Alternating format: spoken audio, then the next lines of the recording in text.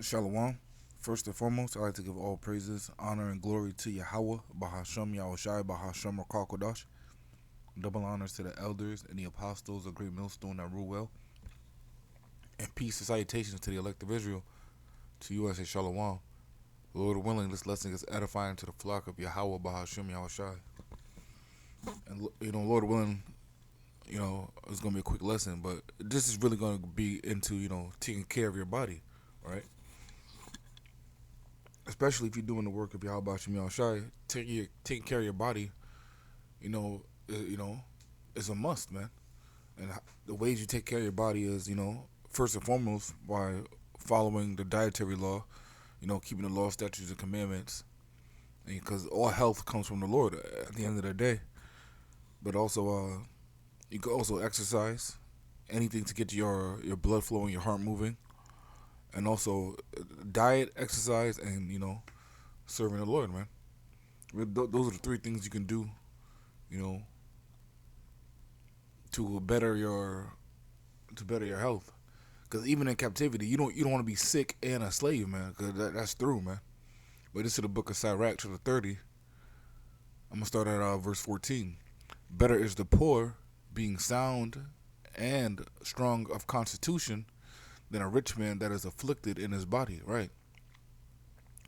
It's better to be poor than to be poor with being sound, being of your wits, of being mentally stable, and a strong constitution, being made up, with a lean, strong body, man, than a rich man that is afflicted in his body, right? Because there's a saying in the world that says, a poor man has 1,000 wishes, but a healthy man has 1,000 wishes, but a sick man only has one wish, right? Because at the end of the day, wealth is greater than health, but wisdom is greater than all. All right, verse 15. Health and a good estate of body are above all gold, and a strong body above infinite wealth. Right, exactly. Health is better than wealth. Health is better than infinite amount of wealth, man. Because what's the point of having everything if you're not well enough to enjoy it, right?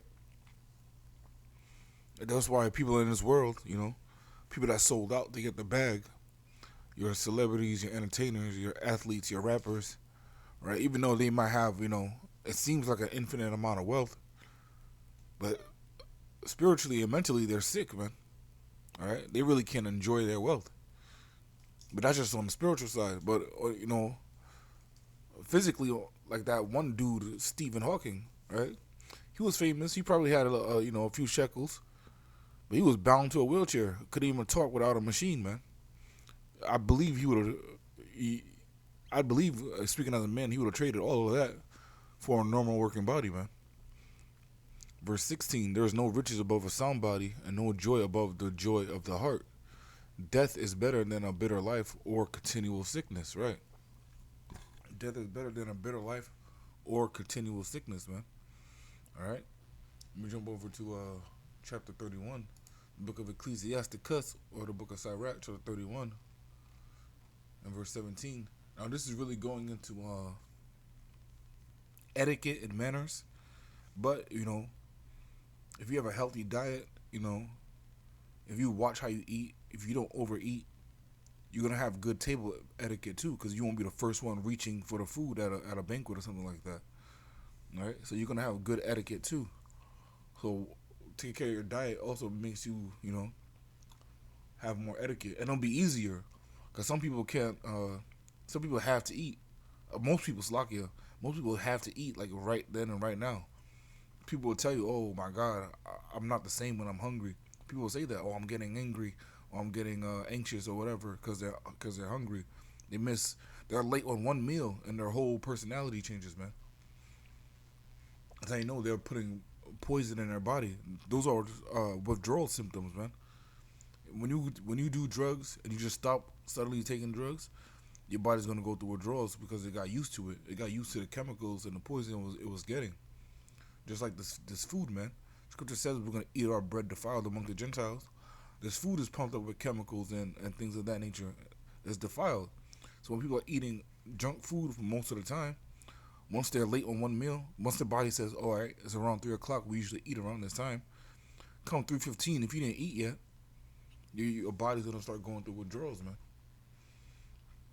Salaki from rambling. Sirach 31 and 17. You know what? I'm gonna start at 16. Sirach 31 and 16. Eat as it becometh a man, those things which are set before thee, and devour note, lest thou be hated. Leave off first for manner's sake, and be not unsatiable, lest thou offend. Right? Don't be greedy, man. Don't be unsatiable. Be satisfied with a normal sized portion, man. You don't need to overstuff your plate where you could barely put the fork in the plate without food spilling over, man. You gotta think about everybody else too, man. And you gotta think about yourself. It's not good to be overeating like that, man. Verse 18, when thou sittest among many, reach not thine hand out first of all. A very little is sufficient for a man well nurtured, and he fetches not his wind short upon his bed, right? When you take care of your diet already, you don't need a lot of food. You don't need to overeat. Your body's already used to just eating what it needs to grab the minerals to provide fuel for the body to maintain and to keep going, man. People that overeat, a lot of people, that are overweight or obese or overeat, is because the food that they're eat doesn't have any nutrients or minerals in it, so the body just needs more and more and more of it. It's like when you eat fast food, and you're hungry 2 hours later. Why is that? Because you're not getting nutrients from the food, man. Verse 20, sound sleep cometh of moderate eating. He riseth early, and his wits are with him. But the pain of watching and choler and pangs of the belly are with an unsatiable man. All right. We're going to this word choler. Choler, one of the four bodily humors, identified with the bile and believed to be associated with a peevish or irascible temperament.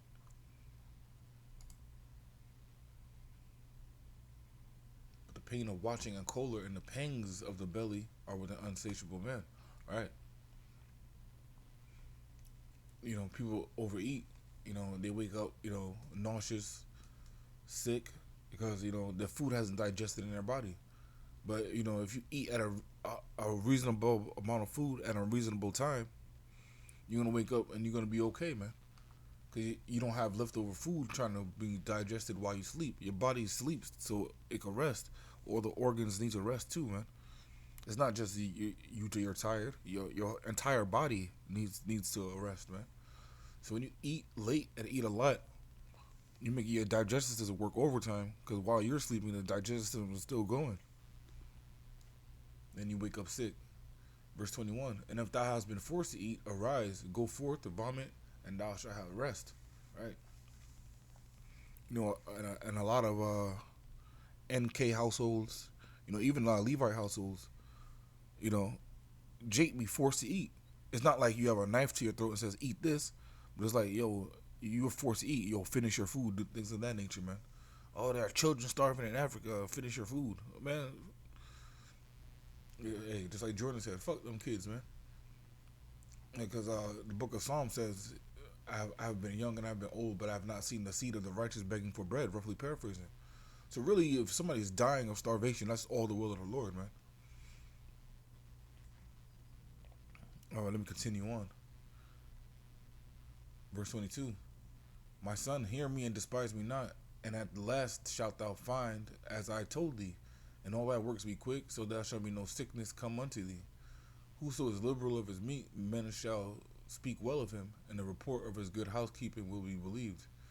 But against him that is a niggard of his meat, the whole city shall murmur, and the testimonies of his niggardness shall not be doubted of. Right? Again, people that overeat, people that are stingy with their food, all right? They're gonna be talked bad upon them, man. But if you're liberal with your meat, if you're, here, take some, have some of mine, men will speak well of you, man. And the report of his good housekeeping will be well believed. All right. But let me jump over. Actually, we jump back to chapter 30. Sirach 30 and verse 25. A cheerful and a good heart will have a care of his meat and diet, right? A cheerful and a good mind will have a care of his meat and diet, right? That's why you see a lot of bug outs. What do they eat, man? They eat fucking crash dummies. They eat fucking McDonald's, Burger King, all types of nonsense, man. You know, not only do they eat McDonald's, but they'll eat McDonald's with fucking pork, man. That's gotta be the worst pork on the planet, man. Even though pork is it shouldn't be digested in the first place, it was never meant to be consumed. It was never created to be consumed. But if you go to McDonald's and eating bacon cheeseburgers, that's fucking through, man. Yeah, you're bugged the fuck out. You are bugged the fuck out. All right, let me jump up back. So I'm gonna stay in Sirach. Damn, where's my mouse? I'm gonna jump to chapter 37.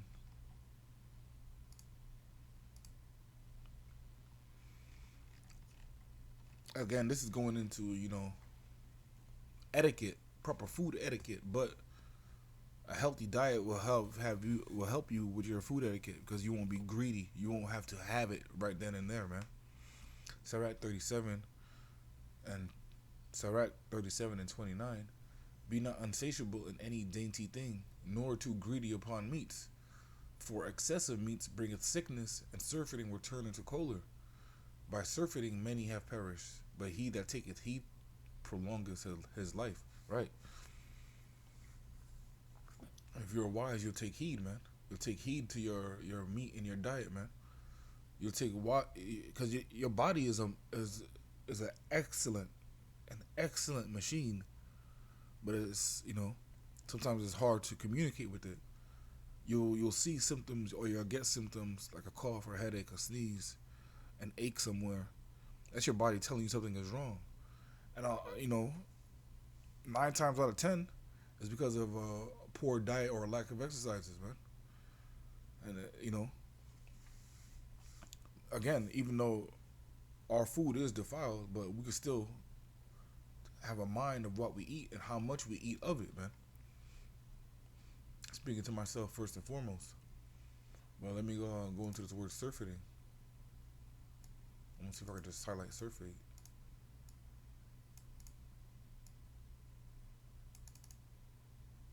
Surfeit, to cause someone to desire no more of something as a result of having consumed or done it to excess. Right? Or you can eat buffets, things of that nature. That's going to cause surfeiting, man. And surfeiting will turn into choler.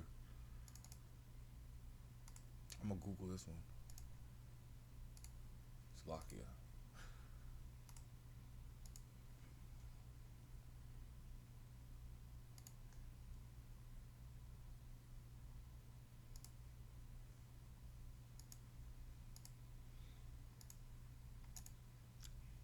Irascibility, anger, wrath, irritability.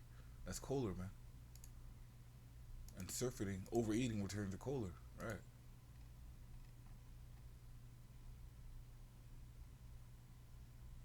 Choler is, another word for choler is to be angry, a state of mad, annoyed, anger, bile, mind, spirit, temper. Slovakia. We get back to the scriptures. But again, all health comes from the Lord, man. Let's see if we can get that Wisdom of Solomon real quick.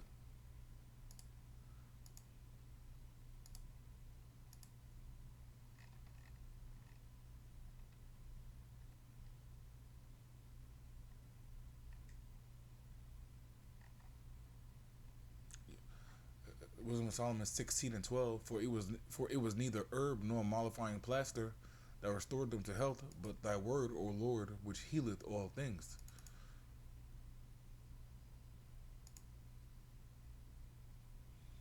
Plaster, a mixture of lime, sand, water, sometimes stiffened with hair or other fibers, applied to the surface of a wall or ceiling as a soft paste that hardens when dry, almost like a cast.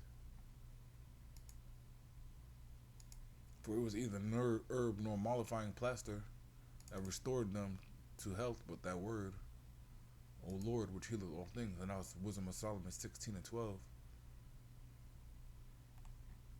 All right. 1 Timothy 4 and 8. For bodily exercise profiteth little, but godliness is profitable unto all things, having promise of life that it now is, and that and of that which is to come. This is a faithful saying and worthy of all acceptation, Salakia, acceptation. All right, bodily exercise, exercise will still profit you. It's going to profit you in this lifetime, but godliness is profitable for eternity. Right, this is why wisdom is greater than health and wealth, man. All right, jump back. Let me jump over to the book of Proverbs. Really, this is really going into etiquette, but again, maintaining your diet helps you with your etiquette. Proverbs 23:1. When thou sittest to eat with a ruler, consider diligently what is before thee, and put a knife to thy throat if thou be a man given to appetite. Right. If you can't control your appetite, man, off yourself, man. But not literally, man, but it's a figure of speech. Like if you can't control how much you eat and when you eat, man, that's a demon that you need to conquer, man. Cause fasting is part of the work too. Fasting, we have to observe the Day of Atonement, where it's mandatory to fast. So if you're a man given to appetite and you can't even, fast for a day, I believe is you gotta be removed from the congregation if you can't fast for 24 hours, man. Verse 3, Proverbs 23:3. Be not desirous of his dainties, for they are deceitful meat. All right, we go into this word dainties. Tasty or savory food, delectable food, dainties, savory meat. All right.